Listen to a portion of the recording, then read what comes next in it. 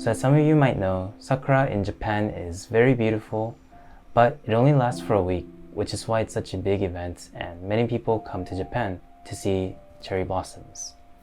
All the footage in this video was shot in Chiba, near the Hanamigawa River, which is a very beautiful place to see the sakura. So yeah, I went out to Hanamigawa River for about 2 to 3 days and shot everything there. And yeah, I just wanted to try making short cinematic sequences like this to kind of practice filming and also editing. Please leave a like if you thought this video was great, and I'll try to make more videos like this. And I also make videos about living and traveling in Japan. So if that's something you're into, I would appreciate it if you would also consider subscribing. Thank you so much guys for watching, and I'll see you guys in the next video. Peace!